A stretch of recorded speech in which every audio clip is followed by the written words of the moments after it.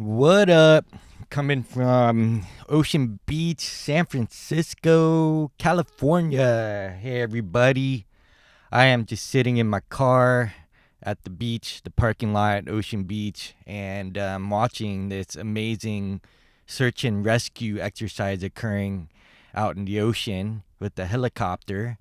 And they lowered this thing into the water. It's like one of those what are they called, journeys or turnies? I don't know. One of those table things, and it was attached to a cord. It was lowered down into the water. Um, you know, there was actually a man attached to the cord too, and it looks like they're just practicing right now for, you know, future rescue purposes. So that's me at Ocean Beach. I'm just hanging out. Just got me some exercise induced endorphins from running. I ran just down the Lincoln Boulevard pathway, sidewalk, all the way to the Cliff House. Just checked out the view. And that was actually the location for the Magic Flow Bus weekend that we had in San Francisco. And that was amazing. It was an amazing group of people, super kind, a bunch of professionals, people different walks of life. And yeah, it was incredible. We walked that whole pathway all the way up to the Cliff House doing a walking meditation. And I challenged everybody to do it in silence. So it was a silent walking meditation, and I got them to just kind of feel, use all their senses, notice things, observe, and pay attention to different aspects during the walk, whether internally or externally. And the whole point with that exercise is to even look at our monkey mind, whether thoughts are arising on its own, or whether you're identified with those thoughts. And that's the trick with mindfulness, is paying attention to those thoughts and asking yourself questions, where these thoughts are coming from. Are you actually thinking them, or are thoughts thinking themselves? So it was a cool exercise that we did. Everybody did an excellent job, did it with flying colors, got to the top of the Cliff House there with the amazing view, looking down at that long sandy stretch of beach in Ocean Beach. And from there, we're just describing what we had noticed, and people talked about noticing some birds, noticing somebody playing an 80s song and wanting to belt out the tune, but discipline themselves, and just different things from hearing the ocean, paying attention to their thoughts, and the sky. All kinds of observations were made. And with the blessing of my dear friend from New Zealand, he is a Maori chief of one of the tribes there, and he's basically runs Tribe Shift, which is a cool community of people around the world that practices the ancient Maori principles of connecting and being one with the planet and with each other. So I got Chief Kepa Micah's blessing to do what's traditionally known as a Maori greeting, known as a Hangi, and that's spelled Hongi. And Hangi is a greeting where you approach somebody, you're face to face, you press noses together, you look at each other in the eyes, you press your forehead together, and it could be done with eyes open or eyes closed, but the whole intention is to share the life force energy of breath together as you hold each other by the shoulders. You press your nose and your forehead together, looking into each other's eyes, or eyes closed, I believe.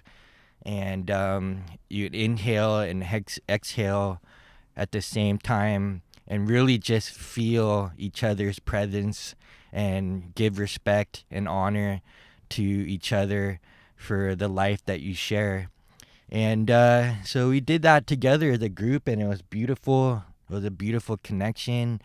This is something that I feel is sort of slowly fading away in society, is the interaction in the flesh, in the physical. People are now hiding behind screens, or looking into their smartphones and not really making eye contact.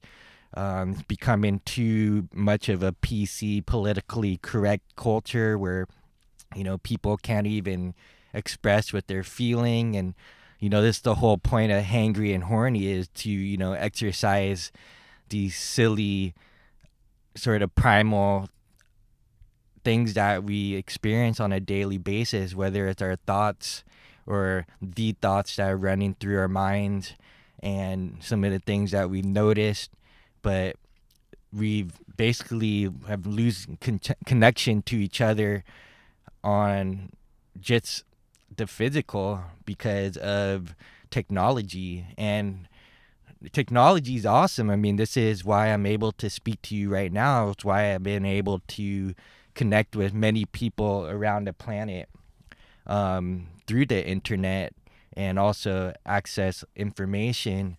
But it's just going too far to the extreme where we're forgetting how to say hi to strangers, to make eye contact, to voice our opinions and have a very thoughtful debate, not to knock somebody's position, but to truly understand and express how we feel, and have the ability for each other to listen to each other, even opposing viewpoints, just to expand other ways of seeing the world and having sort of feelings towards certain topics. So that was an awesome weekend, and we're going to be having more of these magic flow buses throughout different cities in North America. We're doing most of them in California at the moment, but we're having a lot of interest in international cities as well. Which brings me to a point, which is the next podcast episode is with Patrick McEwan, the author of The Oxygen Advantage. And if you've listened to the prior, I think the first episode 0 that I'd done, I described doing some breathing practices using the nose, otherwise known as nasal breathing. And I learned about Patrick McEwan through Brian McKenzie's group in The Art of Breath. And they basically had a sort of systematic approach to various breathing practices around the world that were practical and situational, on which sort of breathing practices you can do to shift your mind state, your body state. So Patrick McEwan, met up with him in Ireland, and had an amazing interview with him. He was so graciously shared his time, and back to the Hangry, which you're sharing life force energy, the breath of life, through that greeting with another human being by pressing your nose together and forehead and sharing that inhale and exhale, sharing that life force amongst each other. So I feel like we can't toss out technology. It's incredible, but we have to get better at using it in a mature way, and that includes social media, which I've left a few months ago.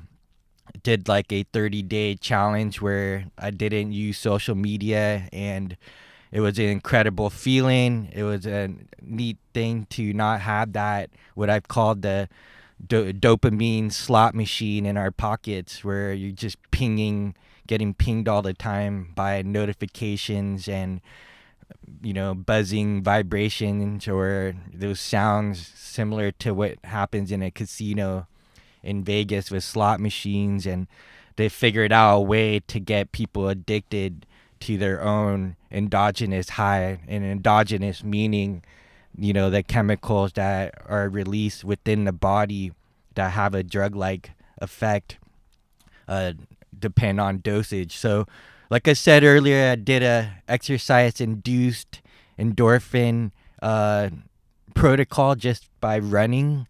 So anytime my monkey mind is going off, I run and exercise just to kind of shut off that prefrontal cortex that's responsible for critical thinking and planning, but sometimes it goes haywire, and that's also part of that whole hangry and horny,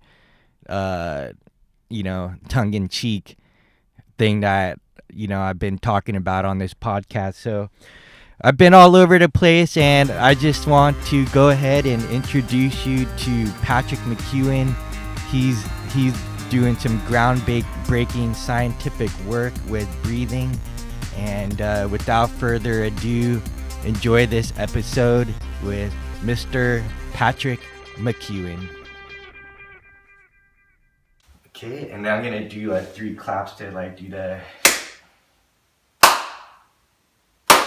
Gonna time that with that. Okay. All right, Patrick, welcome to Hangry and Horny. Thanks very much, Tony. It's great to be chatting with you. I appreciate you taking the time. We're here in your home in Ireland. Mm-hmm. It's beautiful. Traveled far and wide to come see you. Sure. Thanks so much to be here. It's very chilly outside. It's not typically your winter weather, but it's good for clarity. Yeah, absolutely. Kind of gives you that mood boost, right? For sure. Yeah. So you had some issues when you were a child with fatigue and clarity, of course, and then sleeping as well. So how did you come to understand where breathing had a play in that? Sure. I came across it. It was completely by accident. There's hundreds of thousands of people, millions of people who were obviously experiencing similar symptoms to what I had experienced as a kid. Not just during childhood, but also into my teenage years. I was a chronic mouth breather. I'd always got a stuffy nose, and I had asthma. And oftentimes, if it asthma, your nose is blocked. So when the nose is blocked, you're mouth breathing. And when you're mouth breathing, then it's feeding back into your asthma, but it's also feeding into nasal obstruction. And the other aspect then is that it affects sleep, and it also affects your stress levels. So it's not just that asthma is feeding into every single one of them, but it's the influence of your breathing on asthma and the influence of your asthma on your breathing that's tying back into sleep and back into anxiety. So, I just came across by accident. I was reading an article in the newspaper back 1997, 1998. I read the article, and kind of came across it again. It was written again somewhere else.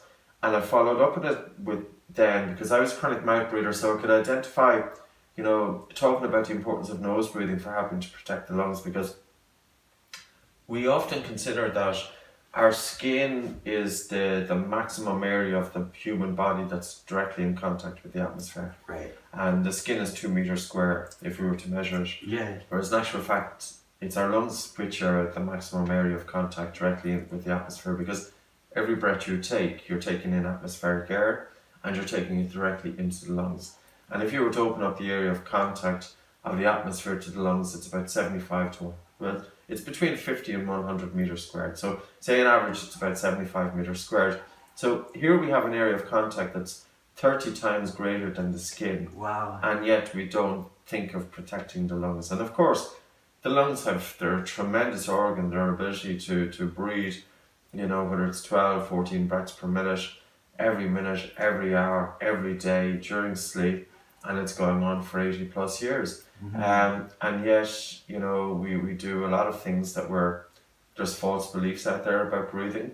There's very little attention about the importance of breathing through the nose. And, I think it's really time that we get back to basics. Yeah, so how old are you when you discovered this fortuitously? I don't know my exact age, but it was back 1997, 98. So if we were to time it back, it's going back about 20 years or so. Okay. So I'm going to be about, say, 23, 24 years of age. Okay. Now, at the time, I had gone through university, I'd finished all my studies, but, when you're thinking about the simple thing of, say, having incorrect quality of sleep, and I'm talking about quality of sleep rather than quantity of sleep. Anybody who sleeps with an open mouth, it significantly increases the risk of sleep disorder breathing. And that's going to include, say, whether it's upper airway resistance, whether it's hypopnea, that there's a reduction to the flow of your breathing, or even obstructive sleep apnea or snoring, that has some negative impact on your sleep. And as a result, when you wake up quite fatigued. Now, if you wake up fatigued, your concentration levels are going to be reduced, and also your mood is going to be reduced. Anybody who wakes up very tired, they don't, you don't have a good day as a result of a poor night's sleep. Right, You know, right. That's productivity is happened to affected, me, like the everything. same thing. Like I Yeah. basically would have this long sleep, but I would Yes. wake up more tired than when I went to bed. Yeah. And then the rest of the day was affected, and usually it wasn't until about like 4 in the afternoon that I would be alert. But that was Sure. after a nap, after lunch, Sure, and then I'd sure. be up like a night owl the whole entire night. So it just affect this like Yes. vicious cycle. Yeah, totally. One is feeding back into the other. We know from studies, 50% of children are mouth breathing. Very few people are talking about the importance of nose breathing with kids. We don't know from studies with adults because it's seldom looked at, but it has to be around the same. I've had thousands of people come in through my doors, poor sleep, poor stress levels, poor breathing, and I'm not saying it's a cure-all, but yet breathing is one of those fundamental things. If you get it right, it can affect other functions within the human body. And it's funny because if we can't breathe, then we don't live, right? Yes, So, for sure. but it's the last thing people think about. Yeah, it's true. Yeah, it's like most people will say breathing. It's this involuntary activity. How you breathe is how you breathe. But we have to consider this, Tony. Our life and our way of living is really affecting our breathing. Stress will influence your breathing. Lack of exercise, excessive talking. If you're talking all day, especially how many jobs nowadays demand talking. We're talking, for example. Yesterday I was talking all day. The day before I was talking all day. All of these things impact your breathing. So factors of modern living really do influence your breathing. The one thing about it is how we breathe will literally influence our blood circulation and also oxygen delivery from the blood to the cells. And we can change our breathing to improve our blood circulation, to help open up the airways, and also to improve body oxygenation. Wow. So, okay, so you had this experience as a 20-something-year-old. Yes. You were grinding in university. You came Yes. across all this information about breathing, and you Yes. started to apply it. Just started applying it to myself. I wasn't going to start working in this field. I'd qualified in the area of business and economics. That was my background. So I was actually in the corporate world. But the one thing I would say, like going through university, for me to get exams, I had to study twice as hard as my peers. Yeah. Because I was looking at the page, but I wasn't taking in the information. Because my attention was stuck in my head. I didn't have the ability to concentrate. I didn't have the ability to hold my attention and to focus. And what that means is then your productivity is reduced. Your quality of work is diminished as a result of it. So I was driven, and I was able to get my grades on the basis of that. But it took a lot more work. Were you an athlete at all?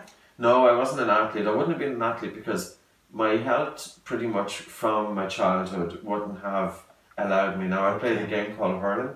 Yeah. I played that for many years, maybe 10, 15 years. That was as a child into the teenage years. But I finished playing that game, and it's spelled HURLING, hurling. So I played up until about 18 years of age, which my last school was Sing Street CBS. I did a spade of boxing for a couple of years. So that was it. But I wouldn't have considered myself an athlete. Okay. My health would have been preventing me and always in the way. And even if it was getting into the ring, because I was mouth breathing all throughout the day and mouth breathing during sleep, I was always excessively breathless. Right. So during a game of hurling, there's a fair bit of skill involved. You're playing with a stick and a sliotar. It's a very fast team sport. I was number 7, it's corner left-hand back.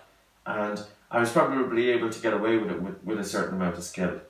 However, had I known about now what I know now, if I was to go back in time and change my breathing patterns, I think it would have made all the difference, because no matter how hard you train, you plateau. And also, you have to consider that how you breathe every day is going to influence how you breathe during your sports. Right. You cannot have poor breathing patterns during the day, and it has to affect you during your sports. It does affect you during your sports. Yeah, so that's interesting because me being a former athlete, it was probably the only time I actually felt good.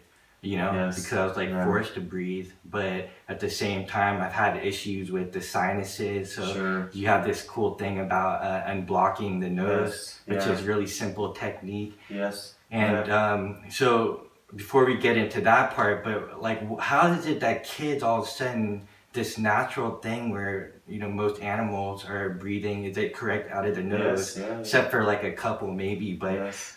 where is it in the childhood development where they go from nasal breathing to mouth breathing? Yeah. It's not exactly known when, but the breathing of the mom during pregnancy is going to have some influence of the breathing of the baby when the baby is born. And there's also many lifestyle factors then that will contribute to baby's breathing. For example, for even the physiological trait is does the baby have a tongue tie?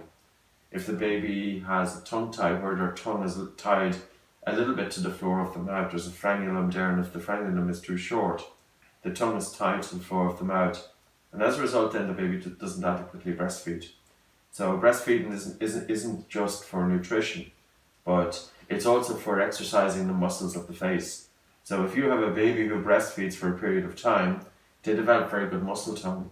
And if you develop very good muscle tone, it's easier to keep the lips together. Whereas if a baby is lack of breastfeeding, say due to a tongue tie or society pressures on mums, you know, they have to go back to work, they have huge mortgages, both parents have to work, and you know, that's a societal issue.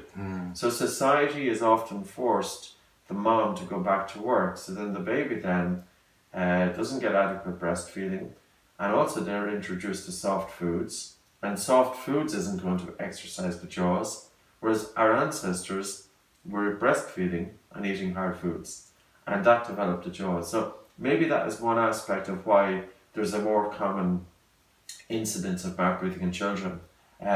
Nasal obstruction is very common. You know, about 30% of the population in the Western world will have some degree of nasal obstruction.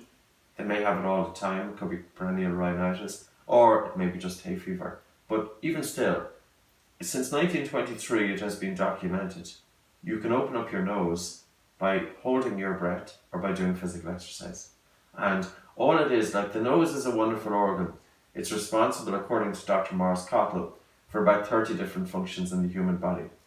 Your nose has a tremendous capacity to influence your arterial oxygen uptake, influence the amount of oxygen delivered to the cells. It conditions and protects the air as it comes into the lungs. You've got a gas, nitric oxide. When you breathe through your nose, you pick up nitric oxide. You carry that into the lungs and helps open up the airways. And also, when you breathe in and out through the nose is more likely to stay open. But I suppose not the vicious thing, but I suppose the vicious circle is that if the nose is a bit stuffy, most people switch to mouth breathing. But when they switch to mouth breathing, their nose is going to get stuffy. Yes. So you'll never fix your nose by breathing through the mouth, because even the purpose, and oftentimes people say, breathe in through your nose and out through your mouth. And it is correct that your nose is going to moisten and warm air on the way in. But on the way out, your nose is there to trap the heat and moisture from the air. And it's by trapping the heat and moisture from the expiration, from the exhalation, that it helps open up the nose. So nasal breathing also slows down breathing. Like if you breathe with your mouth, you'll tend to breathe upper chest. Right. And that's normal. You can, you know, if you were to look down at your chest, take a breath through the mouth, you'll see the chest rises straight away. So it's often that the mouth and the chest is directly linked, whereas the nose and the diaphragm is directly linked. So people talk about the benefits of deep breathing, but they're going around with the mouth open. You will never establish diaphragmatic breathing unless you switch to nasal breathing. And I'm not just talking about nasal breathing during the day, I'm also talking about nasal breathing during sleep. And also, for people with sleep disorder breathing, even though the nose imposes 50% resistance to your breathing during the day, the opposite happens during sleep. So it's beneficial that the nose imposes resistance to your breathing during the day. It slows down your breath. And researchers from Stanford Medical School, they've isolated, in March of this year, there was a paper published that there's a group of neurons that are pretty much spying on your breathing. And if you breathe fast, these neurons are relaying symptoms of agitation to the rest of the brain. Whereas if you really slow down your breathing and you breathe slowly, these neurons are going to relay messages of relaxation to the rest of the brain. So it's not just that stress changes our breathing, but how we breathe is going to influence our stress. Nose breathing is the key to helping with stress and anxiety. And then with sleep, if you breathe through an open mouth during sleep, you tend to breathe using your chest. If you're not using your diaphragm, the upper throat muscles, which the purpose of these muscles in the upper airway is to keep the airway open during sleep. You know, you need to have this airway open. And if you're mouth breathing and you're breathing hard, you're going to cause cooling and you're going to have drying of the upper airways. This is going to contribute to inflammation. This will narrow the upper airway. As the airway becomes more narrow, it's more prone to collapse.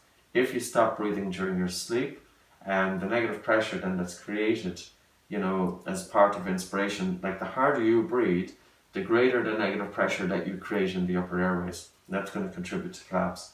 But we need these muscles to work hard.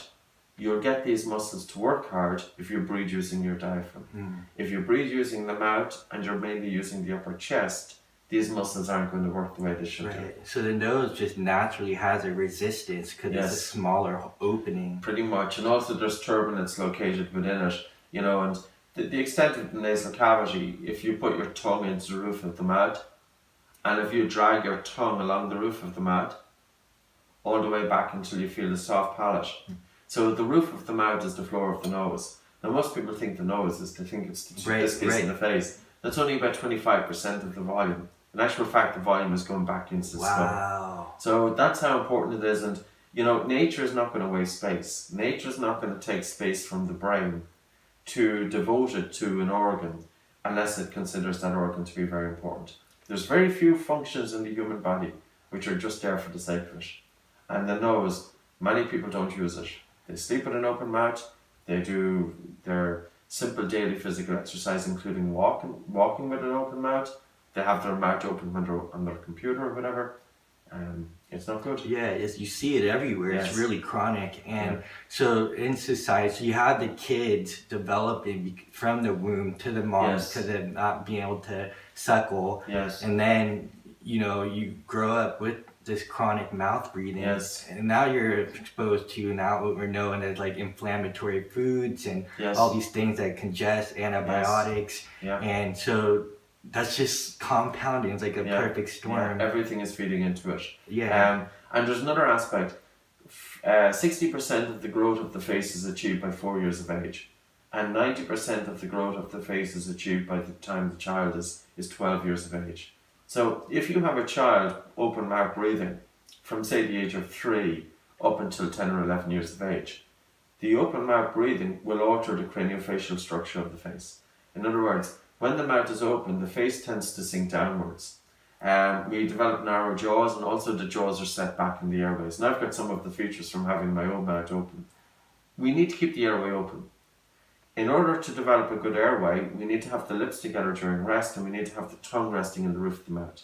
So as a child, the lips should be together, and the tongue is resting in the roof of the mouth.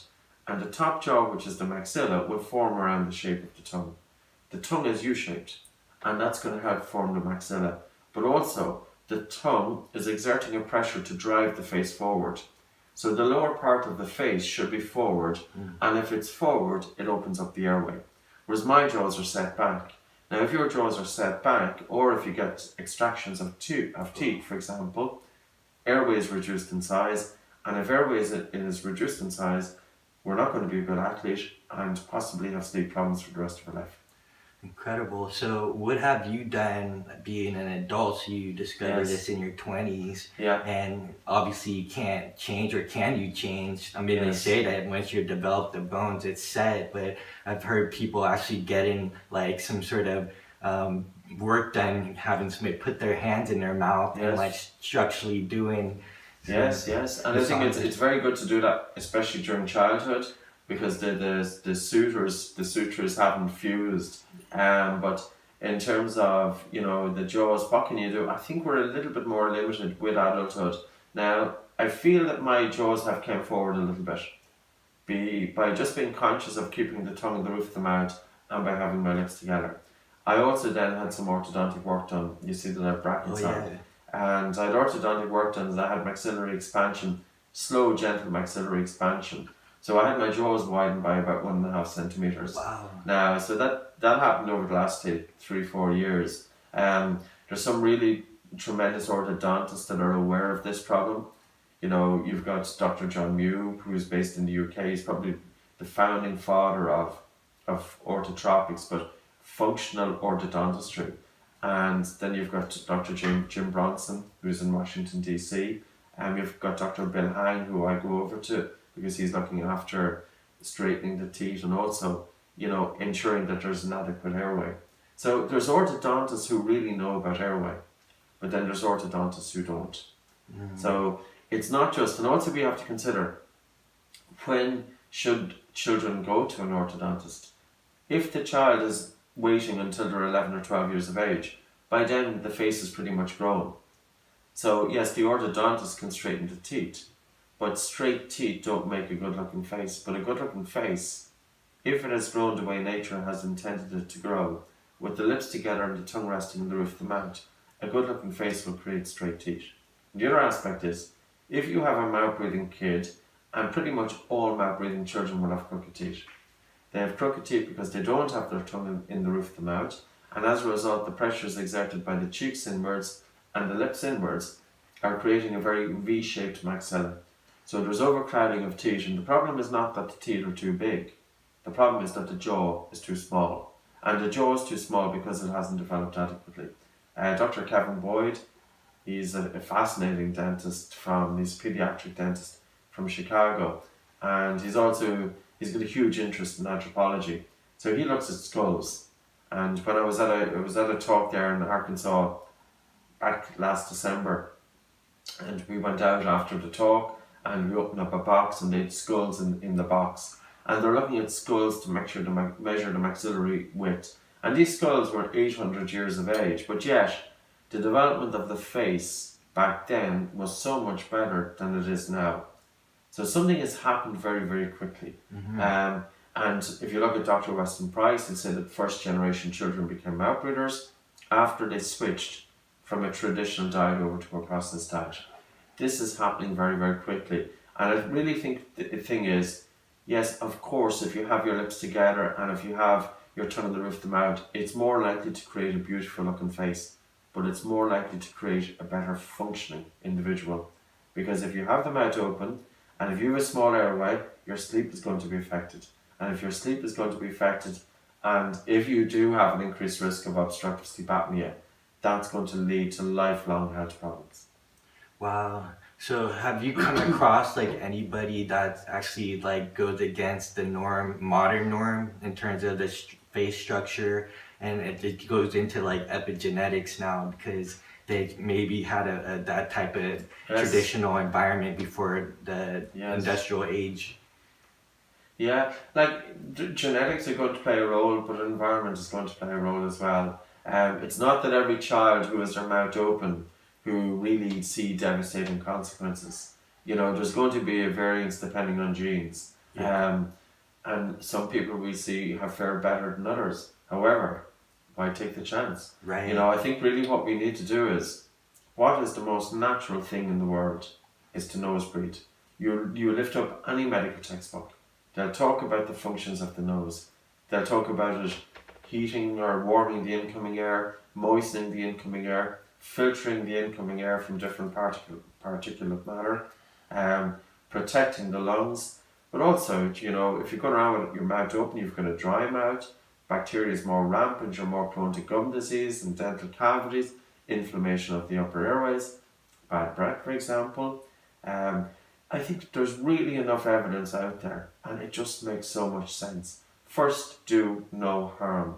There's no side effects from teaching somebody to breathe through the nose.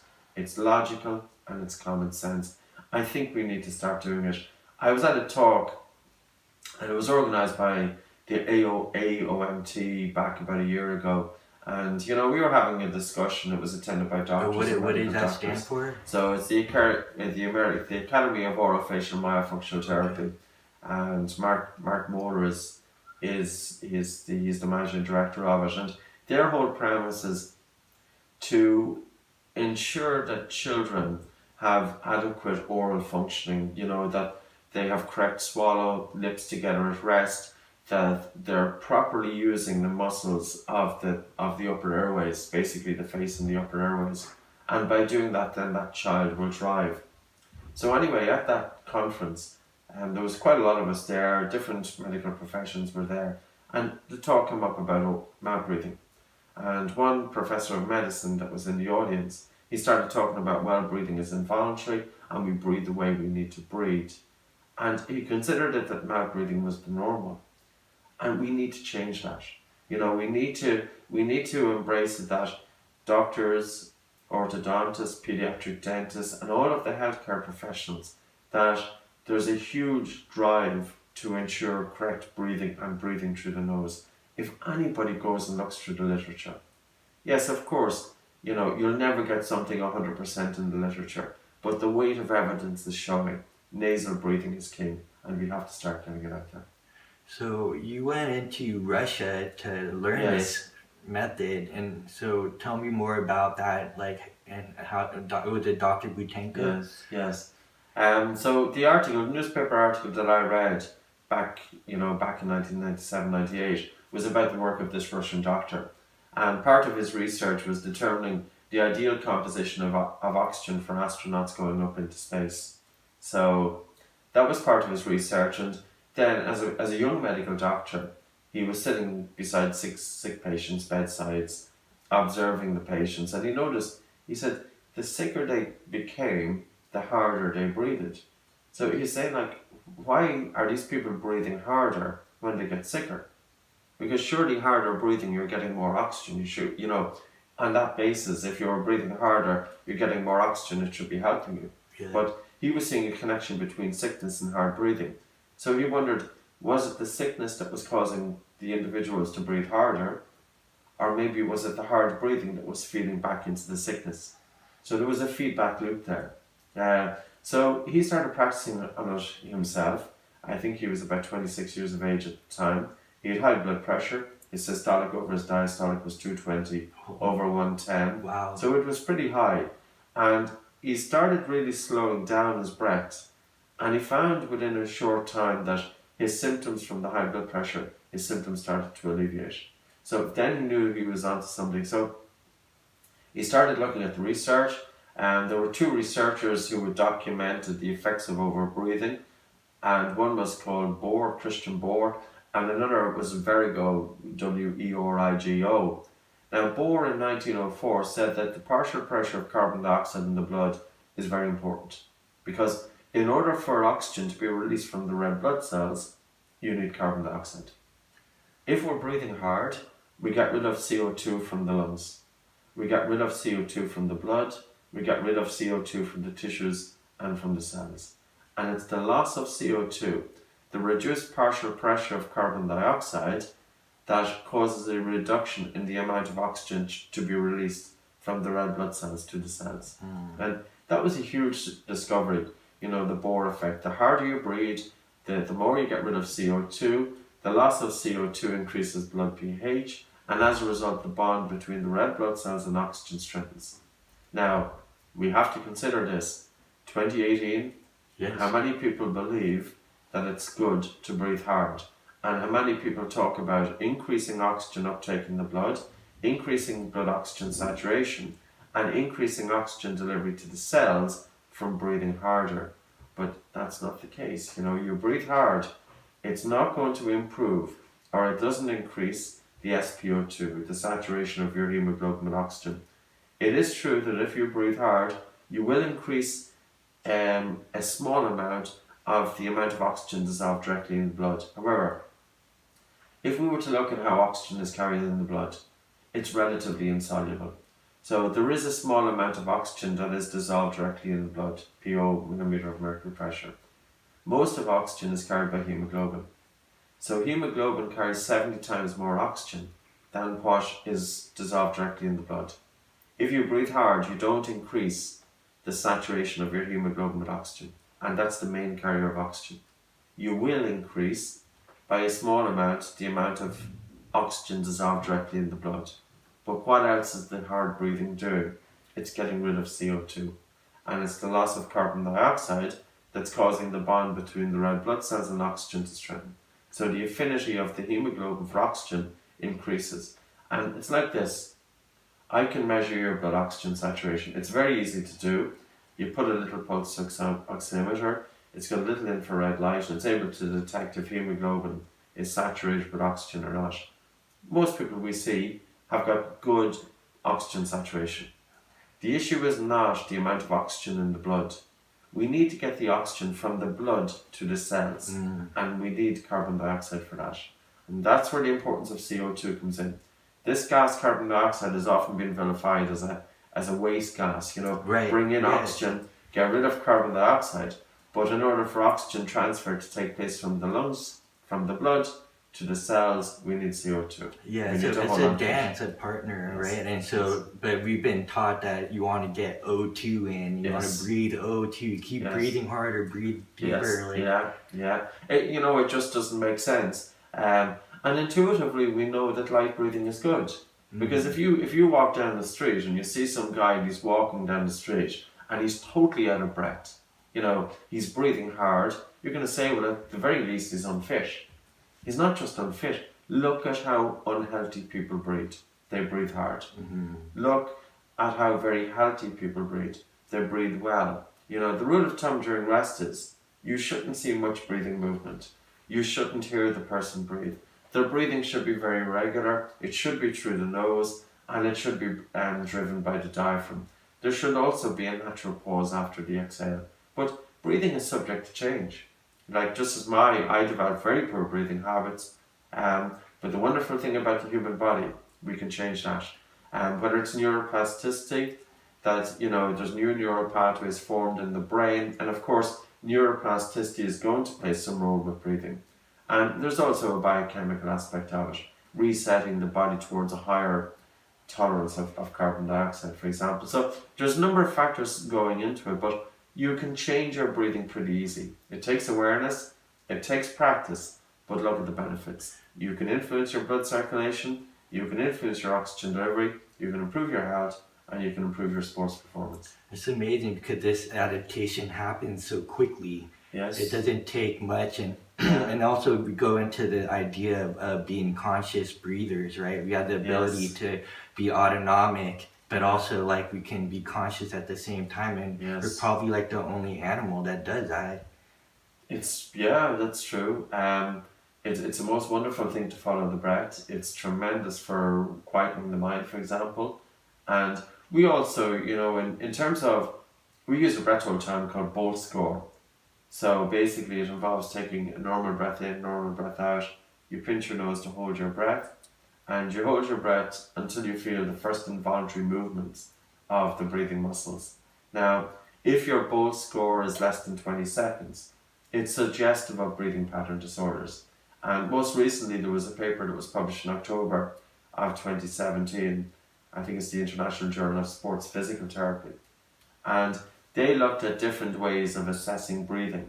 And they looked at, say, the biochemical aspect, looking at capnography, measuring end-tidal CO2.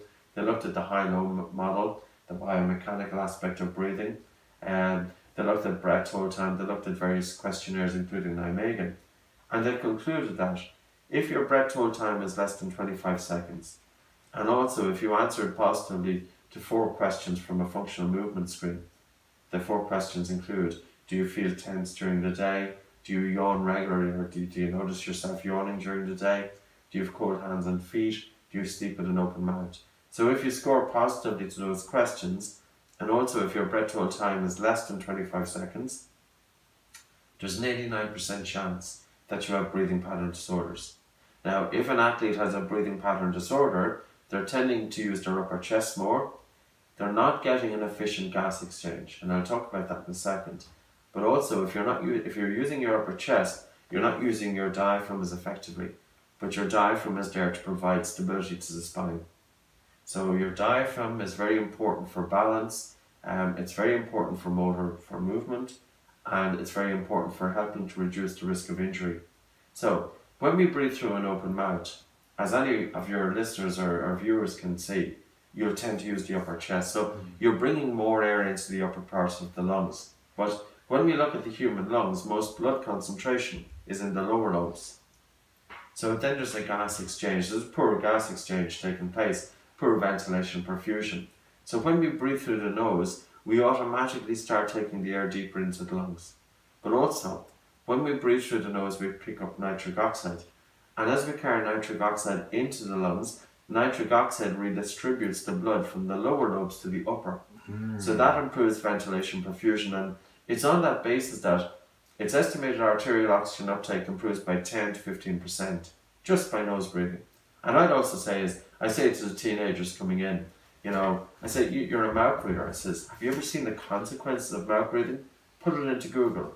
So go to Google and just put in mouth breather and see what you come up with. Wow. I'm going to do that. Do that. Yeah, absolutely. So, I mean, it just goes so far into all the different sort of problems that are happening in society because of this, in society and stress and trying to make a living, Yes. all these things, school, all this pressure. So Yes. it's just contributing to Yes. stress and not being given the information on like how to regulate your stress, because stress, it's not that stress is bad, It's a reaction to it. Yeah, Yes. exactly. Yes, yeah. I remember I was in university, I was working as a dishwasher in, when I was doing it just to get a few euro. And I was in Sweden at the time, and it was a very busy kitchen. And I always used to remember there were two chefs there. It's going back 20 years ago. It was in Uppsala University, and I noticed one chef, the kitchen would get really busy, and he was able to cope with everything. And then another chef, who was about the same age, and same training, everything was similar, but when he was there, everything would fall asunder. So here I'm trying to, the situation was the same. Yes. The kitchen was busy. One chef was able to cope with it, and the other chef would fall asunder. And it was only later I realised that exactly what you said. It's not the situation that's the problem, it's our reaction to it. And at the time I would have had a very active mind. And if you have a very active mind, you don't have the ability to focus. And then if you get stressed, of course you get involved with that, and as you breathe harder, there's less oxygen getting to the brain.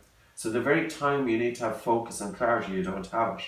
So what was happening with the chef that wasn't able to cope, he was just getting overwhelmed by the amount of work that was coming in.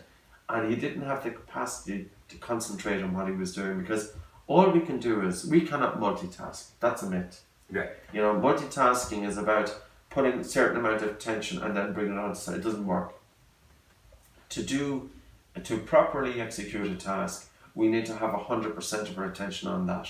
We need to have good focus of the mind, and we need to have good control over our thoughts. Most people, they cannot stop thinking. So when they're doing something, they only have a certain amount of attention doing on what they're doing. The rest of their attention is stuck in their head. And also, their mind is fleeting from one thing to another, to another, to another, that even when they do have some attention doing what they're doing, the mind is fleeting off somewhere else.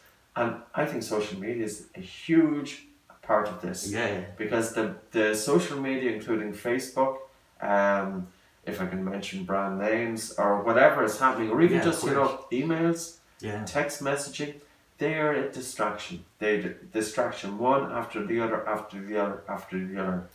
Facebook alerts, etc. So the brain now is trained to be distracted. And 2002, Microsoft did an interesting study. They looked at the average attention span of the Western mind, and in 2002 they said it was about 12 seconds. Yeah. And they did a similar study then in 2012 or 2013, and they found that the attention span had reduced to 8 seconds. So the attention span is reduced by 25% in 10 years. And they said this was a problem because a goldfish has an attention span of 9 seconds. So if you want to look at that paper, just put into Google, just put in Microsoft goldfish study. So our attention span is reducing. Our ability to concentrate is reducing. If your ability to concentrate is reducing, your productivity is reducing. If your productivity is reducing, you're not going to excel and get, say, even the occupation that you love. Mm-hmm. Because I believe that we should all do a job that we love to do. Right. We're working, we spend most of our working life, we spend more time at work than we do in family. So even if we're working 40 hours a week, if you're spending that much time every week every year for decades, you better get a job that you like to do, because otherwise your quality of life is going to be influenced.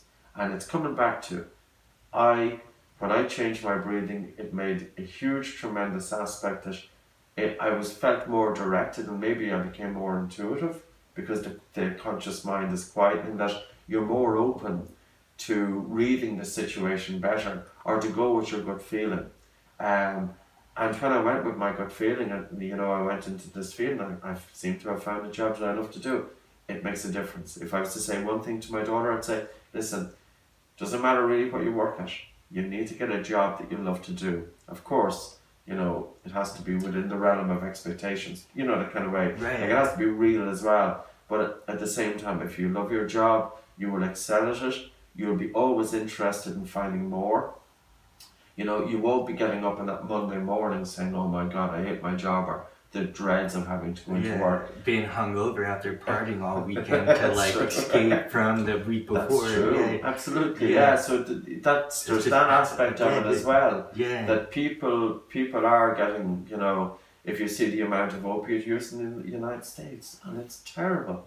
There's one statistic. The United States has, and I don't want to pick on the United States here, but I'm going to put it out there because it's reflective of Western modern, where we're going. One statistic, the United States has 5% of the world's population, but it consumes 75% of the world's prescription drugs. That is a problem.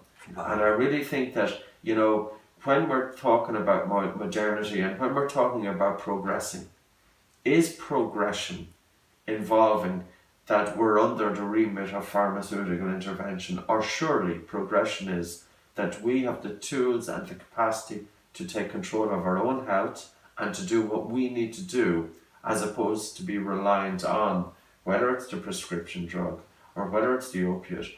Of course, it's lovely to take a few drinks. I do it myself, but it's to the point that you become all-consuming. Right. And I think a lot of people are doing it to drown out mental commentary. Yeah. So good breathing, good sleep, and slowing down the breath to access the calm and quietness of the mind, I think is very important there. Yeah, I find this sort of trend now that in life we tend to wake up when we come across some sort of conflict, or some conflict in ourselves where we feel like we're having a meaningless life, or stressed all the time, anxiety, depression. Some people go the route of intoxicating themselves, or you just hit a wall, and sometimes you wake up and fortuitously you come across a research article, you meet a guy in Russia who was also curious and open-minded, and was observing and listening and noticing things, right? And I think that's the common theme, that as we start to go through life, we discover how we want to be, and maybe there's not so many examples out there, but people like you that are coming out there that found your passion through a problem, you've created a solution. But I want to go into meaning, in flow states, because when you're in the present moment, you talked about being intuitive and going to your gut instincts, you start to notice things that you didn't notice before, right? And so what is that like for you when you, or even if you can go back to that time when the light bulb went on, and you started to notice, wait a minute, this is a way of living that I want to be in more often. When I started first applying it, and the whole power of the breath and focusing on the breath, I had a very active mind, and it's almost as if you have a set of sunglasses on, that you're looking through this filter, and that you're interpreting everything through all of the thoughts and the layers of thoughts, and the layers of thoughts the society has built up, And I remember I went to this just 1 hour talk, and it was attended by a guy in a hotel in Dublin, and he was talking about presence, but he was talking, but he had to have some presence himself, because it was quietening my mind the more I listened to him, and my conscious mind was quietening, and I started becoming more in the present moment, and I had no idea what was happening. By the way, this was my first kind of clue into it, from that aspect of it. And I walked down Grafton Street, everything was brighter, I could hear the noises and I could see what was going on around me. Now, my school was located that I had to walk Grafton Street pretty much every day as a schoolboy. I knew that street, but I never watched that street. I never seen that street. I was never on that street with my attention in the street. Yes, I was walking it with my body, but my attention was completely stuck in my head. The next morning I woke up, my mind was very active again. But I kind of had a taste of what it was the previous night. There's something that was not quite right. Didn't really know what it was, hadn't a clue to be honest with you. Um, in around the same time I was using the breath. And I started going more and more into it. I came across Eckhart Tolle's book then in 1999, The Power Now. I bought that in Canada. I looked at that. I was reading through it, and that was bringing my mind into a conscious stillness as well. That I wasn't reading it just for the words, but there was a power that seemed to be behind the words that was quietening the mind. I made a diligent effort because I suppose, as you said, if you want to make a change in your life, you have to be fed up of where you were before that. And when I look back at the stress levels and the overactivity of the mind and all of that stuff, that gave me the momentum and the drive to do something about it. So once I knew that I was onto something, I really made it a kind of a diligent effort to pay attention to my thoughts and also to bring my attention onto the breath, because by focusing on the breath itself, it reduces, the repetitive and the mindless and all of those negative kind of thoughts that are going through the mind. Now, of course, they come up, but they come up less. Yeah. And also, if there's a situation, it's a lot softer. You can deal with it easier. And you can also have more focus during the situation. It also gave me the encouragement, and it didn't prevent me from achieving what I wanted to achieve. And I'll tell you it this way. A lot of people, they'll set a goal for themselves, but then the conscious mind, the doubts start creeping in, and they go with their doubts, so it's almost that their doubts are completely preventing them from achieving anything, because they start on the journey, they start heading towards their target, but their doubts knock them off target, and they never reach the target. When you've got some focus over your mind, and when you pay attention to the thoughts that you're having, when you're becoming kind of more observant to your thinking, when you start noticing yourself having the negative thoughts, you can pay attention to them, but you can steer yourself out of them. And that was a great tool, and the other thing is, when you focus on your breath, you're not going to have as many negative thoughts anyway. Right. So it allowed me to use my gut. The feeling was that, yes, this was the line of work that I should be in. I didn't come from a medical background. I didn't come from a breathing background. I knew nothing about, say, yoga, nothing about anything. My background was economics, and that was my background. Economics and business was my background. So what I went from was from one completely different background to another. However, it was the whole, it was just as often as as I felt this was the right thing to be doing. I was lucky. And I think also that people who do tend to meditate and people who do pay attention to their breath, helpful events tend to happen. So, there were different things that came into my life that were very, very brilliant. Because unless they had come in, it wouldn't have happened. My effort wasn't the drive of this. Yes, of course, I loved what I was doing, and I was putting in, what I could do into it, but I needed outside influences, I needed outside help, and it seemed to come more readily. I couldn't imagine that it would have came had I had all the negativity in my head, because it's almost that the negativity was resisting everything. And whether it's doing it consciously or subconsciously, I don't know. But life is a lot easier, you're more productive, you get better results, you produce a better quality of work when the mind is quiet. We need to take control over the mind. We spend years in education, and Western education, we're training the brain to be able to analyze and to reason and to break information into tiny pieces. We're training the brain into be a superb analytical tool. However, if you train the mind how to think, you also need to train the mind how to stop thinking. And many people, they are not able to stop thinking. People with lots of stress cannot stop thinking. People with lots of anxiety, They cannot stop thinking. People with depression, they're depressed with thought. Is it really, a biochemical malfunction that's taken place, or is it the stressful event? Is it a combination that there's a feedback loop there? And I think it's a feedback loop. And that's why taking attention out of the mind onto the breath, it's so important. And not just to follow the breath, but to really slow it down. And to slow it down to the point that you allow carbon dioxide to accumulate in the blood, even just by a small amount. Because as CO2 increases in the blood vessels will dilate and the brain gets more oxygen. So we need the brain to get sufficient oxygen to calm down, because if there's inadequate oxygen getting to the brain is more likely to be excited. So we're focusing on the breath from a number of different approaches. One, sleep. Nasal breathing during sleep, light breathing during sleep. We get a better sleep, we wake up more alert. Paying attention to the breath during the day, that the active mind quietens. Slowing down our breath to improve optimum oxygenation of the brain. So it's not just about the psychological aspects of following the breath, we also need the physiological aspects. And I like your listeners, to give it a go. Yeah. Put one hand on their chest and one hand on their tummy, or just above their navel, and really feel the airflow as it's coming in and out of their body, and really pay attention to slowing down the speed of the air. So say, for instance, if their breath is that in and breath out, and if it's a breath in and it's a breath out, instead to really slow it down. So it's a really slow, gentle, soft breath in and a really slow, gentle, soft breath out.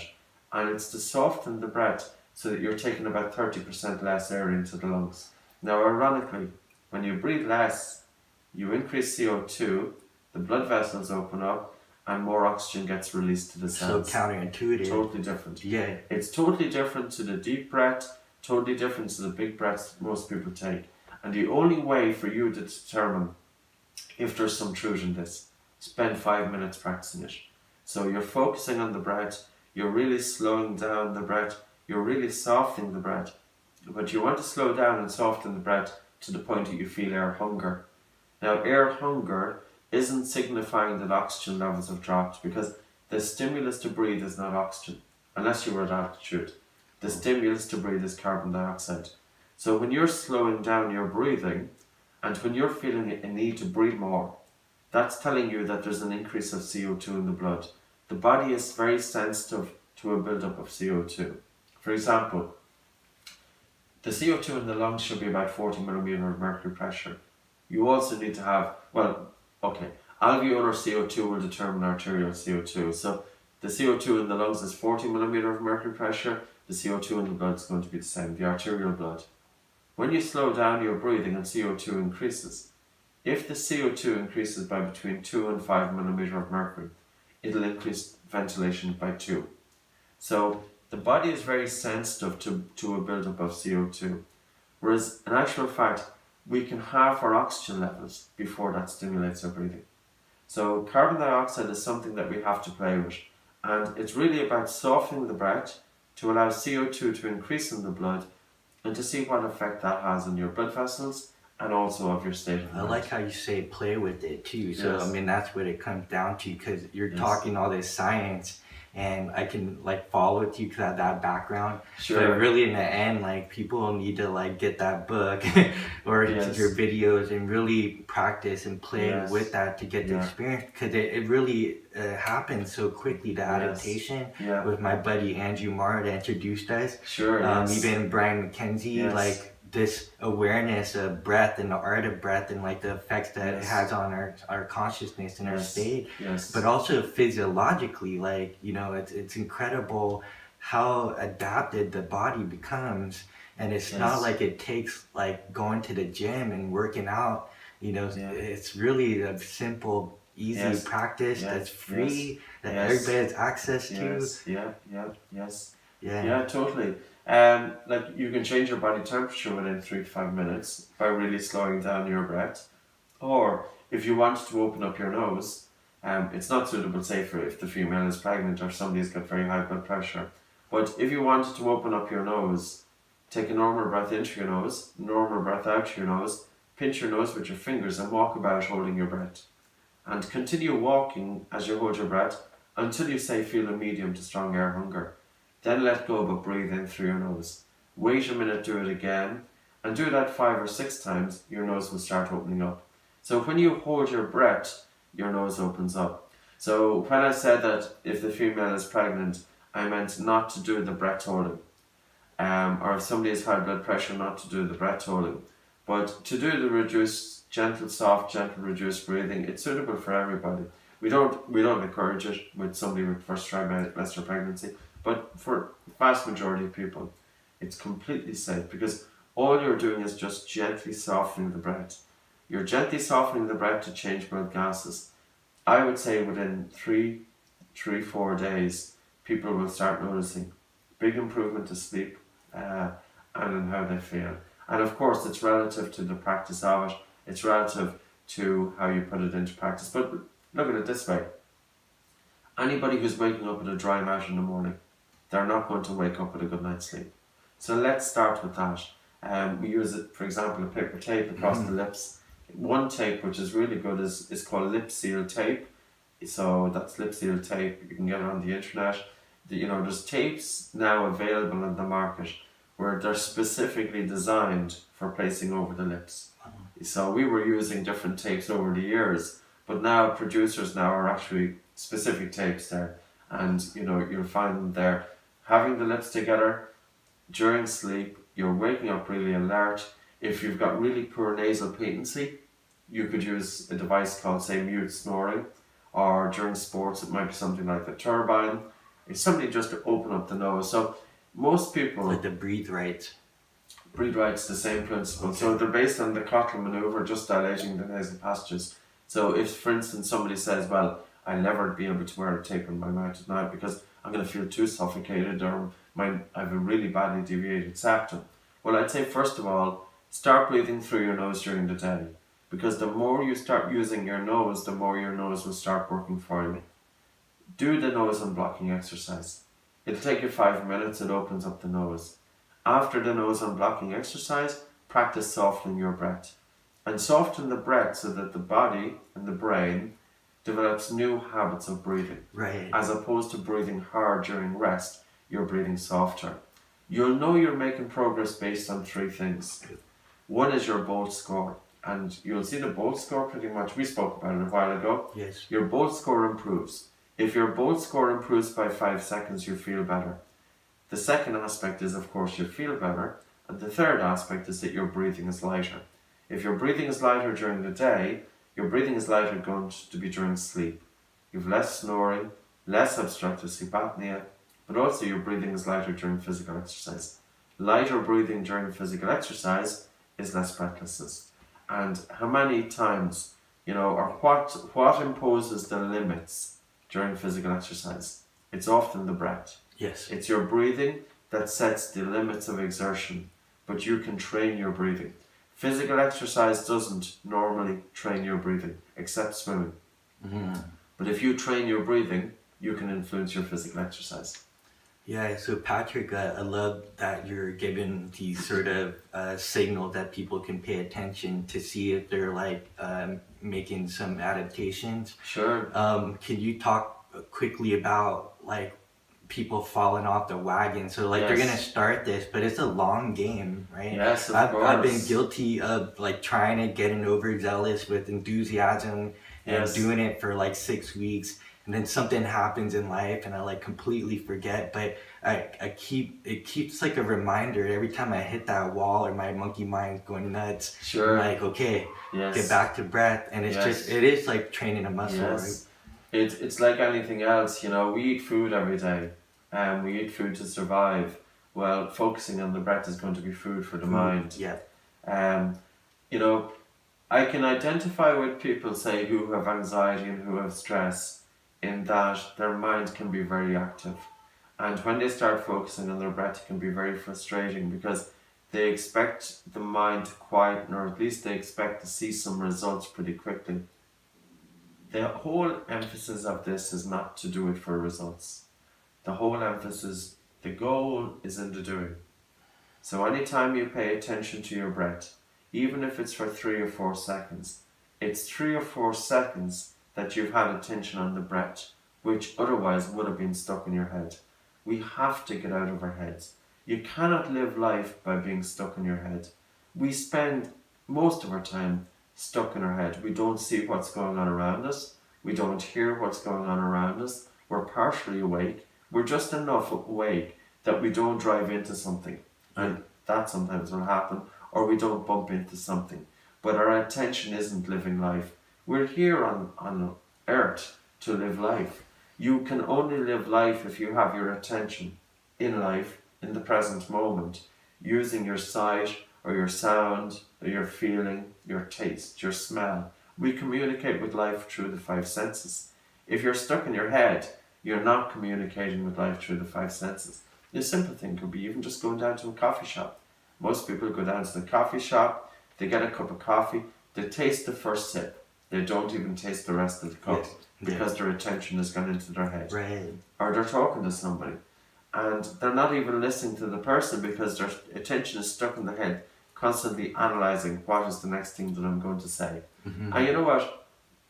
I think really it's to start paying attention and just see, is there something in this? Are you constantly stuck in your head? When you're brushing your teeth in the morning, do you have your attention on doing what you're doing, or are you thinking about something other than what you're doing? And here's an interesting study. I believe the app is called trackyourhappiness.org, but it was a Harvard professor and his students, and one name is called Matthew Gillingworth, and they assessed it was across a wide number of countries and a large number of individuals, and they asked the individuals through the app, are you thinking about something other than what you're doing at this time? And the individuals through the app would send the feedback back. They collected 250,000 data points, and when they analysed the data points, they found that the individuals whose minds wandered the most were least happy. Ultimately, life on earth is about achieving happiness. That's really where we're trying to get there. But people who are more active thinkers are least happier than people with a quiet mind. Well, if you're going to get the most out of life, I think it's important to take control over the mind, because the mind is the filter through which everything in life is determined. Everything we interpret in life, we interpret through the filter of the mind. But yet, we don't stand back and ask, how is my mind working? Because our mind can often be, imposing severe negative limitations. And it's very easy. All it takes is awareness. Mm-hmm. This is not something that it costs you nothing to follow the breath. It costs you nothing to pay attention. Maybe to that's the why mind. people don't pay attention or do it Probably. because they don't value it. Yes. Until somebody's choking them or they're feeling Yes. like they're choked or something. Sure. Yeah. Yes. They're choked with life. Yeah. So 2 more things. I want to be valuable, Sure. respectful of your time.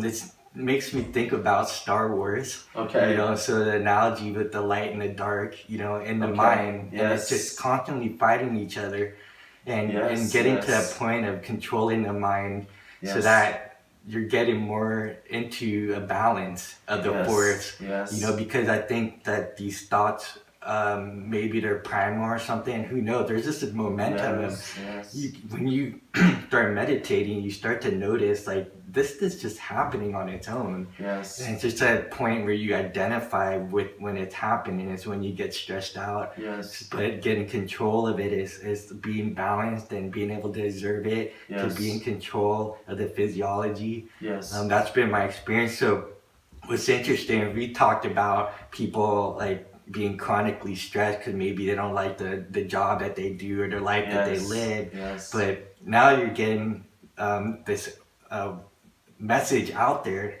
and so there's this other side of being successful, and I'm so grateful that I get a chance to talk to you. Sure, but more people are wanting to find out about this, and so now your business is starting to grow. It's taking a lot of your time, and so you're doing what you love, but at the same time you're talking a lot. So that's so how are you managing that? It's just back to practice, right? Yes. Yeah. I think it's been a huge help for me, in terms of just everyday life, in practicing and putting into practice what I teach.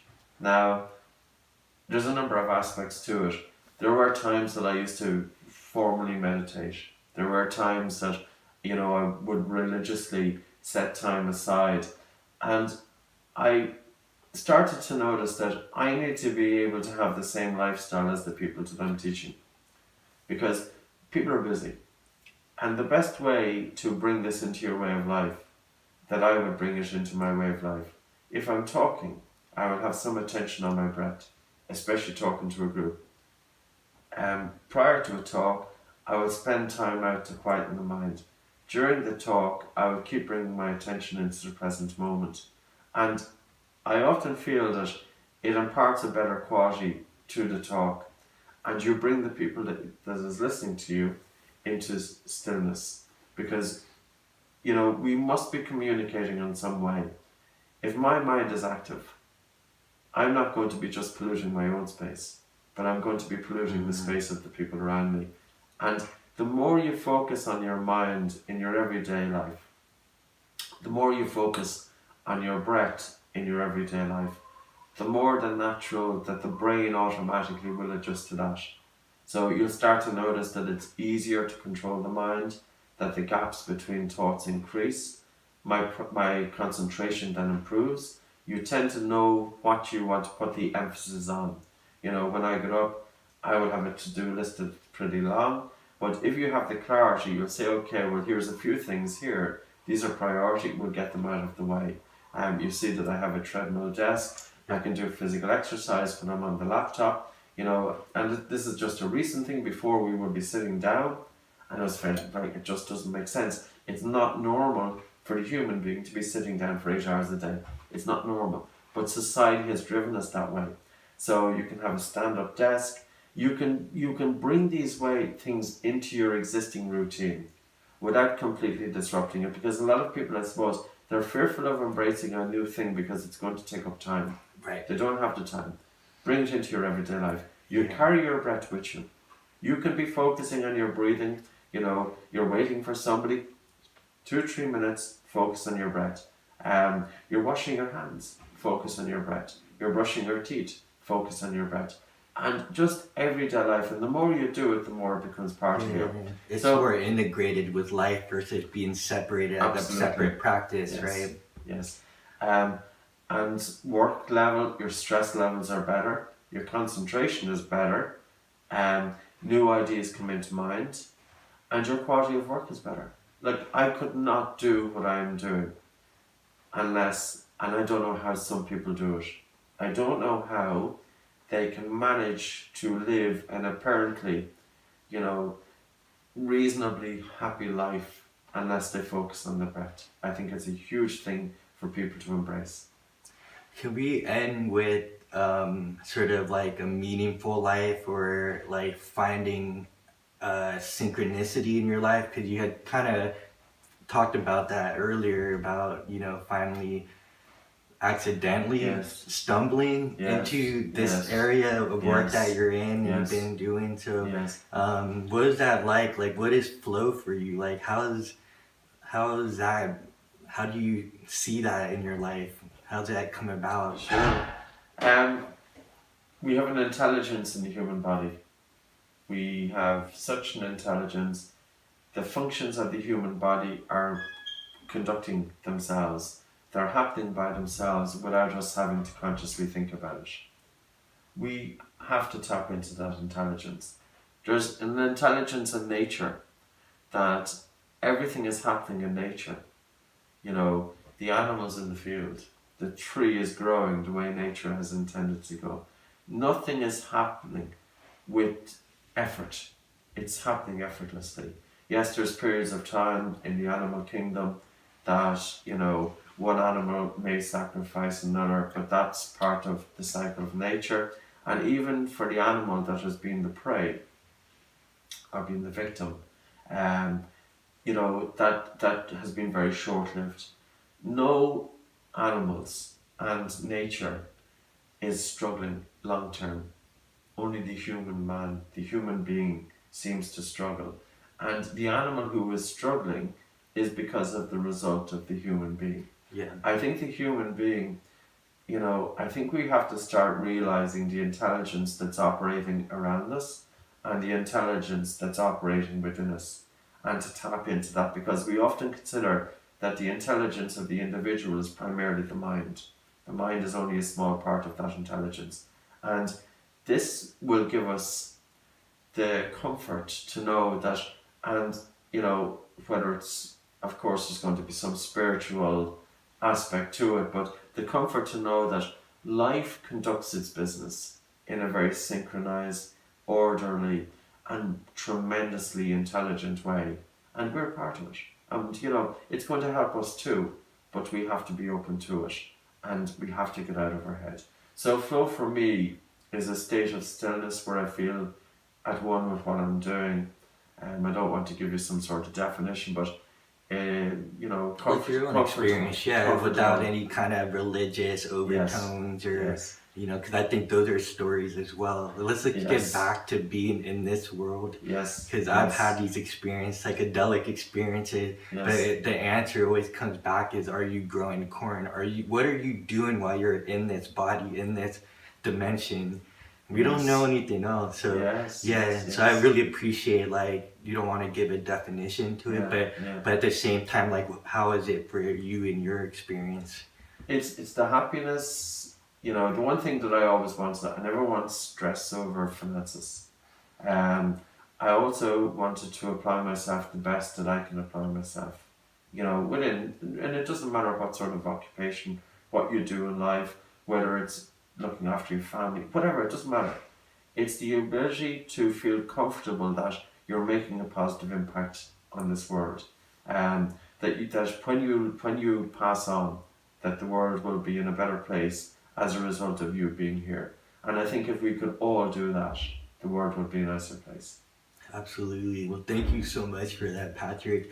You're very welcome. So we have the Oxygen Advantage here. And where can people order this? And it's also in multiple languages, as we have down on your bookshelf. Yes.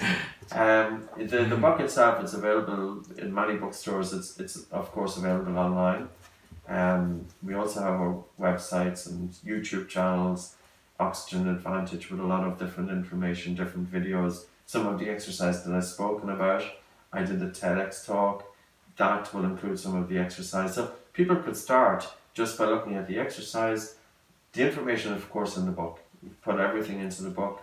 In terms of what we were talking about, we covered some ground in it. Right. So, and you actually on your website have a online course if people want to really go deep down the rabbit hole with it. Yes. So that would be the application of it, showing people the exercise so that they can practice them from the comfort of their house. Thank you so much, Patrick. You're very welcome, Tony. Thank you. Thank you. Awesome. Wow, that was an awesome episode with Patrick. Great time chatting with him. Yeah, it was really neat. After the interview, we had a chance to have some lunch together and go a little deeper into flow and the mysteries of the universe. And hopefully we'll get to tap into that down the line when I get to see Patrick in the future, if he shall make it so. And it was just great to be able to hang out with him for that little bit, visit him in Western Ireland, so beautiful there. And it just reiterates my point that I made in the introduction of this podcast about the lack of connection that we have in society. There's a illusion of connection through the internet and social media, and the illusion of these powerful neurochemicals that are released in our body just from interacting with others online. But it doesn't come close to the benefits that we have interacting with the physical. We're in the physical body, in the physical world, and even things like meditation can be taken too far, and the now trendy psychedelic world, which has a lot of uses and can be medicinal when used responsibly and with maturity. So that is the reason why I feel so strongly that we need to bring balance and harmony to technology and our humanness, to be able to merge the two as we enter this new age of, I call, actualization. I'm not the first one to sort of bring this point up. This is part of the human potential movement, and there's an art to self-development, but not the sake of becoming superhuman, but just more human, and really embrace our humanness, our hangry and horniness, all of it, and that includes technology. So I just think that it's important that I meet the guests in the flesh, in person, in the physical, and that way I can truly be present with them and them present with me, as we can get more of those social cues that are missing online and through texting, and people not actually picking up the phone and calling each other or meeting in person. So, and that is why the Magic Flow Bus is so important to me, because I want to bring balance to technology and the future. I want us to be able to have meetups in person and to be able to shake each other's hand or give each other a hug, to have real meaningful conversations, discussions, and even debates about issues in life, and us living this precious life on this blue planet, spinning, whirling around the sun, blasting through the galaxy. It's pretty incredible, the mysteries of life, and why I'm so fascinated with flow and its potential for bringing out the best in us and making us better, and most importantly, kinder human beings that are becoming stewards of this planet and passing on wisdom and leaving this planet a better place for future generations to come. And this is not new. I mean, all the ancient cultures that really were connected and spent time, communing in nature and really, communing with each other and with themselves, when we're really in that special place where we feel whole and full and complete and sufficient, and we just can't help to share our gifts and our geniuses with others and bring value to the world that will provide solutions to problems, especially when the hangry and horny side of us get hijacked by the ego. And the ego is important. That's what gives us personality. What gives us our individuality. And it's just learning to grow and develop and mature that ego, so that now you're the spirit that's driving the bus and not being driven by these primal selfish motives that are within the system that just helps the species survive. So Magic Flow Bus, that's what we're doing, is we're sharing this information, this technology, in a way to transform and actualize yourself in this short time that we're here on this plane and planet. So if you're interested and you really find value out of these podcasts, I do have a Patreon page, which helps me, grow and develop this platform to get the information out to people around the world, to broadcast, to help find the others, to connect us as a tribe, a community of people that feel the same way and want to help each other grow without judgment. Feel free to donate, contribute anything financially there on the patreon.com//FlowReal, FLOWREAL. That's patreon.com. So patreon.com/FLOWREAL, FlowReal. And I really appreciate it. This enables me to actually fly to my guests, drive to my guests, or to any mode of transportation so that I can interview them in person, but also to be able to share the Magic Flow Bus to the world and help get this information out to people. And, so your contribution helps grow this vision that I have of just sharing these amazing information, amazing guests like Patrick McEwan and Andrew Mars and Matthew Myros of the world, and many more soon to come. So thank you so much for listening, and go out there in the world and connect with other human beings. Practice saying hi, make a big smile, make eye contact, and even give a hug if you can, and just be a kind human being. So thank you very much, and I'll see you guys on the next podcast. Peace.